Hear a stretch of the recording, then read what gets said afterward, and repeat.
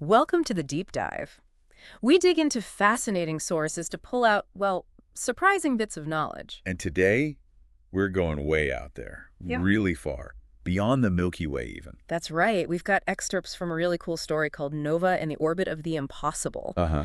And our mission, what we're trying to figure out here is why sometimes the biggest, toughest problems don't get solved by more computers or more data. Right. Sometimes it's something else. Right. Something, well, human. Exactly. So let's set the scene. Picture this school, okay? Floating out in space. Orbital Academy. It's where all the smartest beings in the galaxy go. We're talking real prodigies here, born knowing quantum physics, that kind of thing. But then someone arrives who's a bit different. Yeah, let's talk about Nova. She's from Earth. First time at the Academy.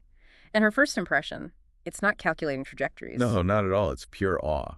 The story says she sees this library and just goes, whoa, is that a lava-powered library? I love that. It immediately shows she's looking at things differently, doesn't it? She's full of wonder. Totally. And that really contrasts with how the others see her. They're probably used to, I don't know, beings made of pure energy or something. Right. And they see Nova, this Earth kid, and one of them just kind of scoffs. She brought dirt. Yeah, like actual soil from Earth. Mm-hmm. It just highlights this huge gap in understanding right from the get-go. And this difference, it goes right to the core of how she tackles problems, because the story points out Nova didn't calculate, she played. Which, for these super logical alien students, is just bizarre. They're like, what is this snack math? They just don't get it. Snack math, that's brilliant. It perfectly captures their confusion. But Nova, she has this calm explanation. Yeah, she just says, it's Earth-style science. We test ideas with toys first. Earth-style science. Yeah. I mean, how does that idea, testing with toys, connect to how we think about innovation, maybe back here on Earth? Well, it's actually a really profound point, I think. It challenges the idea that intelligence is just about raw processing power.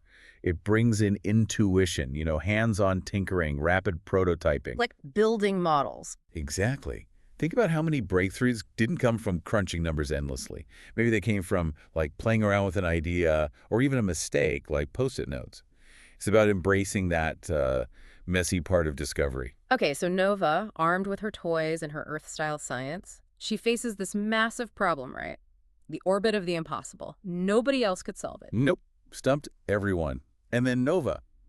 Well, the story says, with a flick and a smile, Nova did what nobody else could. Just like that. A flick and a smile. Pretty much. Yeah. And her professor, Globner, is just stunned. He's like, you've solved the orbit of the impossible. And the key thing the story emphasizes is how she did it. Right. Crucial point. Not with tech, not with numbers, but with wonder, play, and one tiny human brain. It just completely turns their whole worldview upside down. Solutions from unexpected places. And Nova herself kind of nails it, doesn't she? She has this realization. Yeah, she says, we don't always think faster, we just think weirder. Think weirder. What does that actually mean, do you think, in practice? Well, it's not about being illogical, I don't think. It's more about stepping outside the usual rules. Yeah. Looking at a problem sideways, maybe. Finding connections nobody else saw. Like using analogies, maybe. Exactly. Yeah. Or just allowing for those leaps of intuition. Yeah. Not just following the logical steps, A to B to C. It's about divergent thinking, coming up with lots of possibilities, even wild ones. So it proves that different ways of thinking, even seemingly simpler or, well, weirder ways, can crack the toughest nuts. Absolutely. Diversity of thought in action. And this wasn't just a one-off win for Nova. It actually changed things at the Academy. Big time. Huge. The rules literally changed. The teacher announced, from now on, all problems must be tested the Nova way through imagination first. Wow. For a place like Orbital Academy, that's revolutionary. Shifting from pure calculation to imagination first. It really is. It's this big acknowledgement that even with all the advanced tech in the universe, you still need that spark, that human element, maybe. Curiosity, imagination. Because, like the story wraps up, sometimes the impossible just needs a human touch. Such a great line. And Nova's final thought is so simple, but so powerful. We don't need to be perfect. We just need to be curious. Maybe that's the real takeaway for you listening right now. Think about some challenge you're facing, something that feels, well, impossible. Yeah. Could it use a bit of that Earth-style science, a bit of playfulness?